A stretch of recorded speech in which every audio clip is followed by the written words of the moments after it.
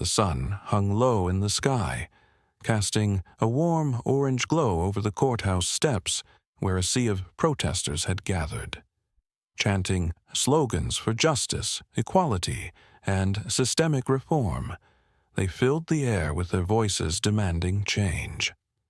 The atmosphere was thick with tension as emotions ran high, but the protesters remained peaceful, holding their signs aloft in unison. Each sign bore messages like "Defund the police," "Justice for all," and "End racism in law enforcement." The courthouse steps had become an impromptu stage for a fight that had long been overdue, fighting for equality and fair treatment for all people. Among the protesters was Officer Bradley, a towering figure in his uniform. His aggressive stance and demeanor spoke volumes about his feelings toward the demonstration. With his arms crossed and a stern frown etched into his face, he surveyed the scene with contempt. Officer Bradley was no stranger to these kinds of protests. Over the years, he had developed a reputation for heavy-handed tactics, often resorting to unnecessary force when tensions ran high. His disdain for the crowd was palpable, especially as he observed the protesters' defiance, their chants challenging the very system he had sworn to protect.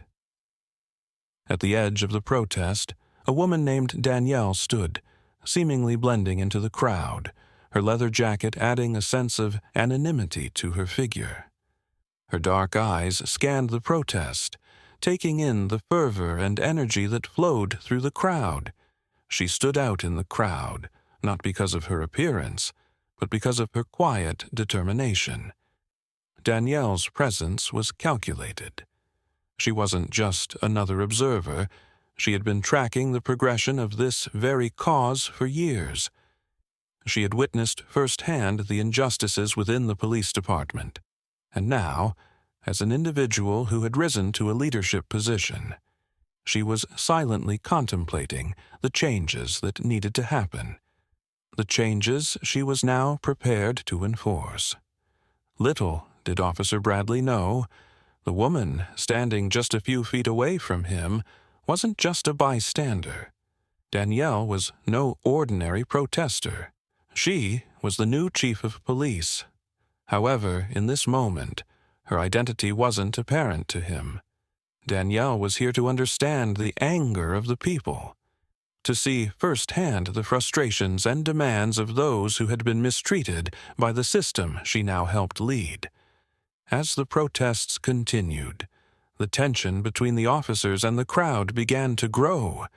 With each passing minute, the crowd's chants became louder and more impassioned, but Danielle stood there, calm and composed.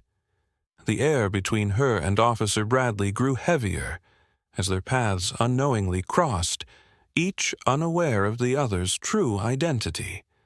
As Danielle stood in the midst of the protest, the chanting growing louder, she saw a chance to step forward and speak to the crowd, acknowledging their frustrations. She had no intentions of inciting violence, only to listen and eventually guide the changes needed. But as she made her way toward the front of the protest, Officer Bradley, stationed nearby, immediately took notice.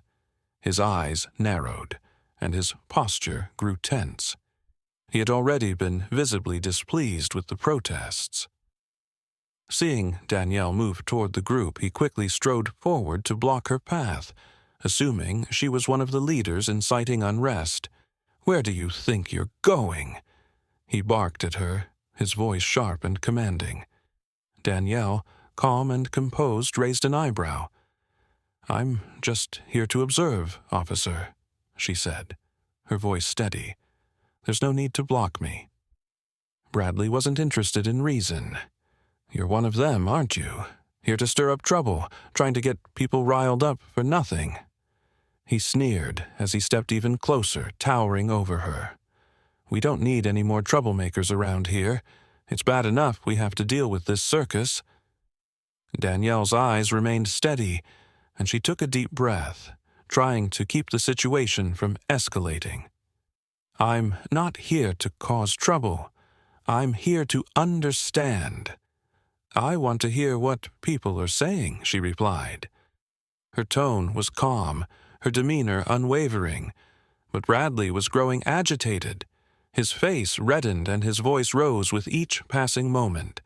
"No one cares what you have to say," he spat, sneering down at her. "You people think you can just walk into our city and tell us how to do our jobs. Well, guess what? That's not how it works. You don't get to come in here and disrupt things." The crowd, sensing the tension, started pulling out their phones, recording the confrontation.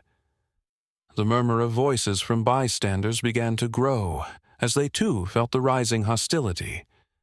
Some whispered among themselves, aware that something was amiss.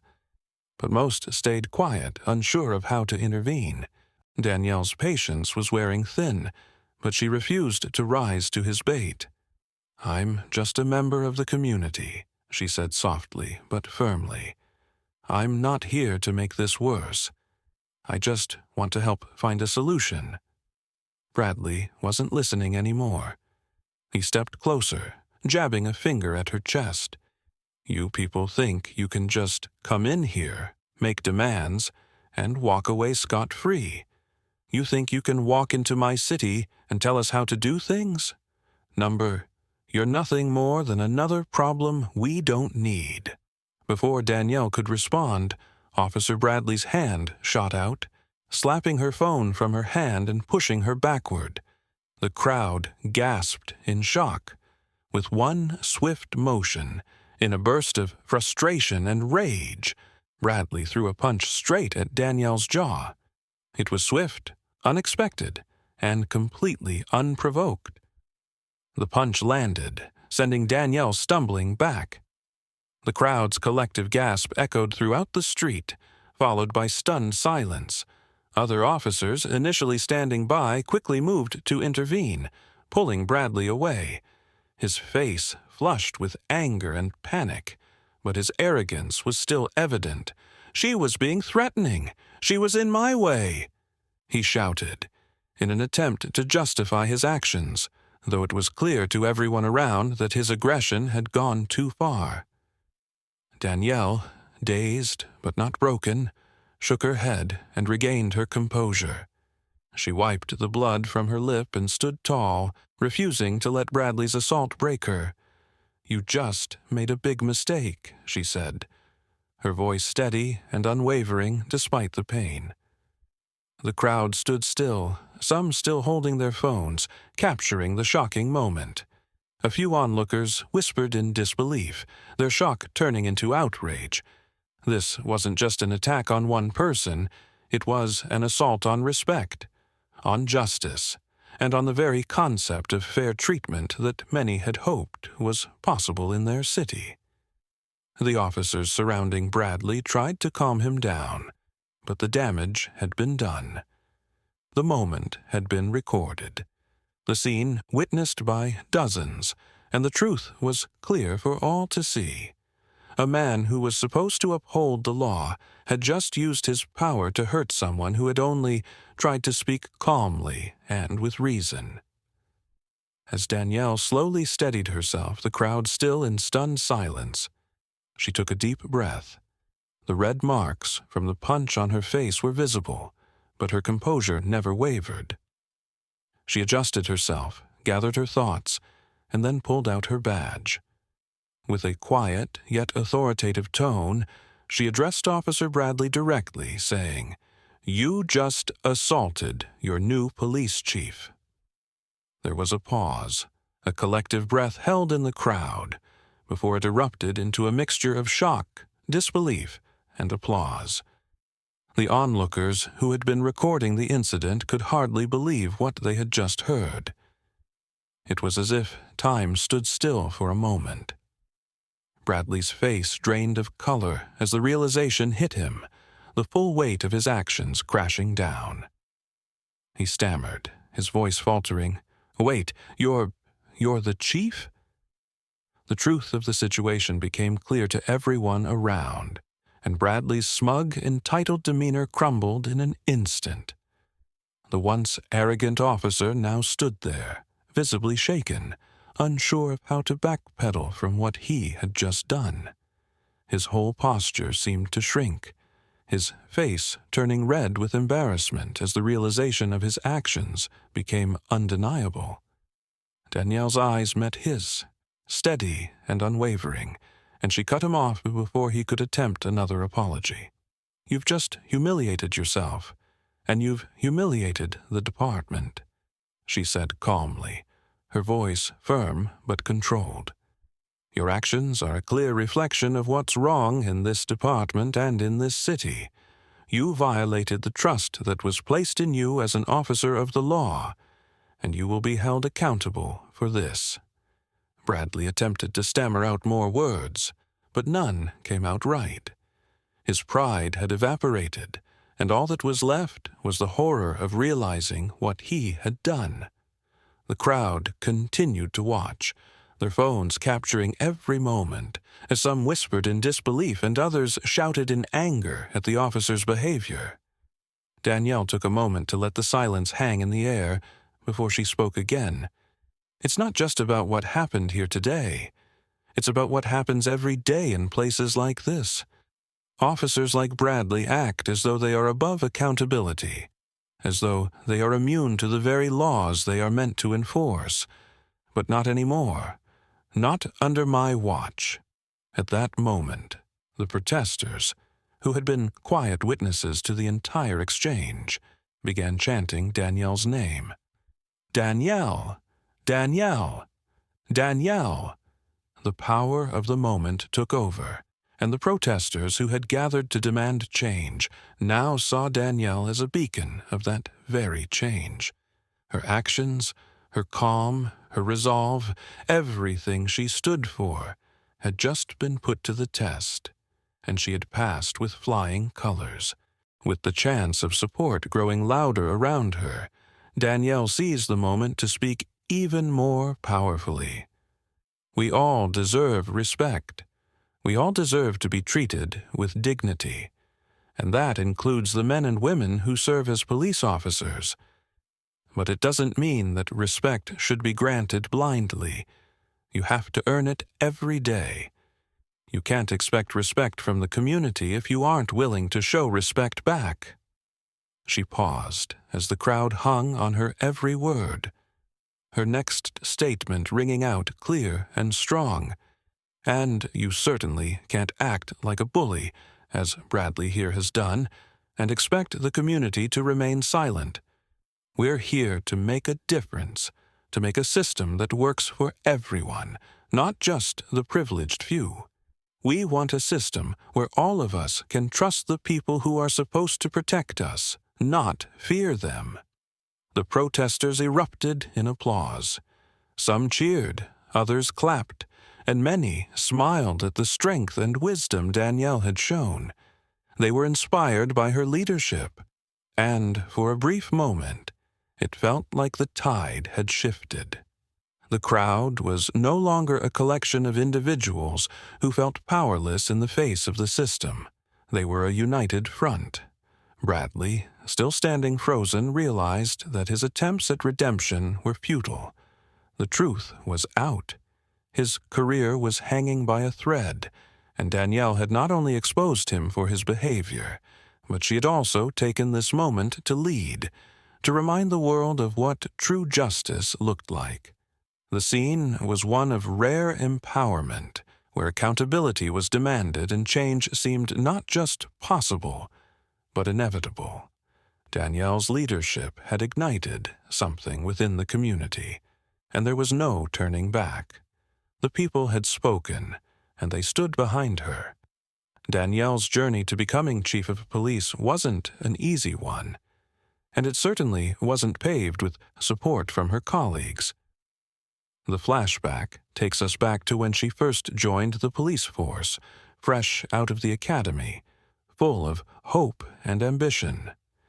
At the time, law enforcement was an arena dominated by men, especially white men, and a young black woman in a uniform was seen as an anomaly. In the early days, Danielle faced constant skepticism from her peers. She was questioned on every decision she made, and even when she performed exceptionally well, there were always murmurs of doubt about whether she belonged. During patrols, she was often paired with older officers who were condescending and dismissive, undermining her authority at every turn. She was no stranger to whispered comments behind her back, jokes about her capabilities, and outright refusal of help when she needed it. Danielle learned quickly that in order to survive in this world, she had to be twice as good and still face the challenge of proving herself every day. There were times when she questioned if it was worth it, if the oppressive culture she had to navigate was truly a system she could change. One particular incident stood out. She had been called to a domestic dispute, and the lead officer, a senior member of the department, deliberately misinformed her about the severity of the situation to undermine her ability to lead. When she corrected him in front of the family involved, he mocked her for being too young and emotional to make the right call. His words stung, but they also ignited something in Danielle, a fierce determination to prove him wrong and to show that she was capable of leading with compassion and justice. Years of perseverance and quiet strength allowed Danielle to begin earning the respect of some of the senior officers. She pushed through the glass ceiling that seemed to loom above her, breaking barriers as she excelled in difficult cases, showing incredible emotional intelligence in high-pressure situations, and proving her commitment to the community. Word spread that she wasn't just another officer, she was a force to be reckoned with. Slowly, the whispers of doubt turned into nods of acknowledgement. Danielle's breakthrough came when she was tasked with overseeing a major case involving police misconduct. It was a test of her resolve. There were forces within the department that wanted to sweep the matter under the rug to protect their own. But Danielle wouldn't stand for it.